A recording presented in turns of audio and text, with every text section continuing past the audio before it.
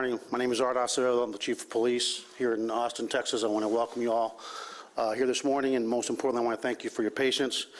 This morning, we plan on giving you an update on the status of this investigation.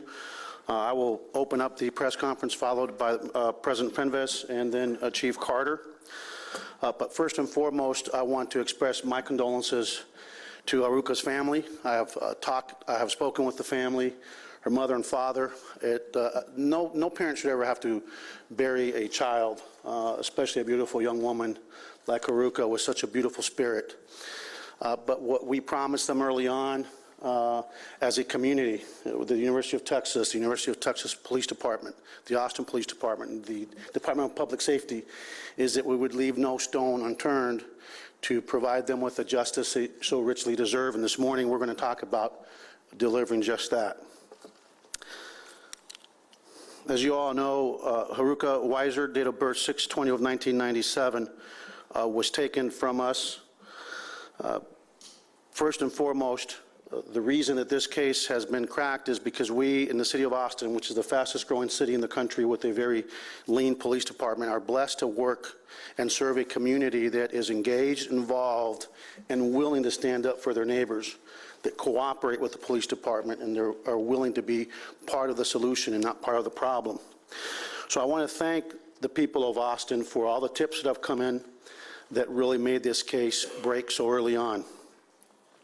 Around 4 p.m. yesterday, Austin Fire Department Station 3 reported that their firefighters on 4/4/16 responded, which was Monday, to the 2900 block of Medical Arts Street, which is near here, for a trash fire. Fortunately for us, the University of Texas, which is one of the safest universities, as you know, this campus has not had a homicide on this campus since 1966. That is a tremendous long period of time, and I think it's a record of safety that is somewhat like the city of Austin, an envy that we can all be envious of. When we released that videotape that this university provided us, because they've invested in a very robust security system with many cameras around this campus and in the community surrounding the campus, the firefighters realized that on Monday they responded to a call at that location, and that the individual they were seeing on that video strongly resembled the suspect that we were looking for. Fire Station 3 in the Austin Fire Department, thanks to their vigilance, reported their observations to the police department, and our homicide division immediately went to work on this case and on this suspect. The other person that was really key in this, and the other tip that was really key in this, was a female that we will not identify today, but we will identify later, member of our community that actually called in the fire. And once again, here's a woman that called in that fire Monday. Then after the video provided by the University of Texas was released, connected the dots and immediately also called in the tip saying that resembles the young man that started a fire on Monday. So later on we will identify her, but she was key as well.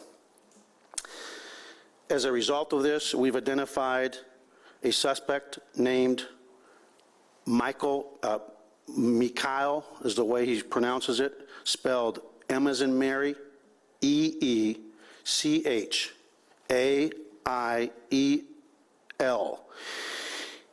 Last name of Criner, C-R-I-N-E-R. He's a black male with a date of birth of 6/30 of 1998. APD responded on the day of the fire this past Monday and transported the suspect Criner, to LifeWorks in order to provide him temporary shelter, for he was determined to be a homeless 17-year-old young man. The subject was also in possession of a woman's bike. AFD on Monday took possession of that bike for safekeeping. As soon as AFD called us, APD homicide detectives reviewed the in-car video from the police department in-car camera and realized that the subject was wearing similar pants and shoes and fit the general description, physical description of the suspect. Also, the suspect had in his possession a small blue duffel bag resembling that of our victim, Haruka Weiser. APD responded to fire station number 3, and the bike in their possession resembled, again, that of the suspect. APD also responded to the fire scene and located the trash container, which contained several items which we believe to belong to our victim. APD then responded to the suspect location, last known location at LifeWorks, and we were able to detain him for tampering with evidence and question him regarding this incident. Meechaiel Criner has been booked into the Travis County Jail for a charge of murder, which is a first-degree felony. This charge will be filed formally later this afternoon. It's important for folks to realize that this investigation is absolutely very active.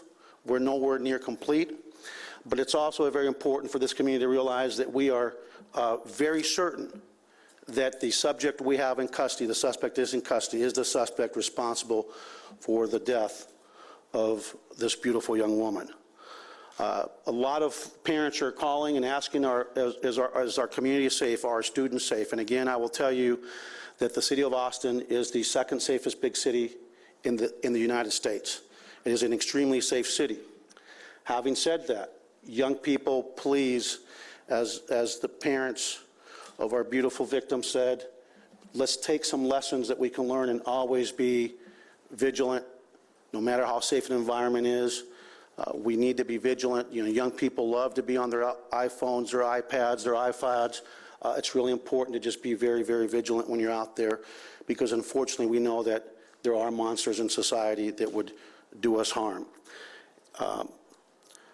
The last thing I will say is that if you are a witness, if you recognize this suspect when we release his photo later on this afternoon, if you remember seeing him anywhere, we want to trace his activities leading up not just to this crime, but leading up to the day he was actually captured at LifeWorks.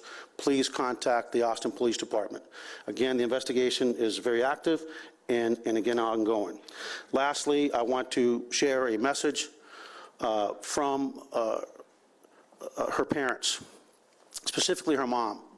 She told me in closing a conversation with me about an hour and a half ago, she said, "Chief, will you do something for me?" And I said, "Yes, ma'am, what would you like me to do?" And she said, "Please tell all your officers, please tell everyone at the University of Texas, please tell everyone involved in this investigation, thank you.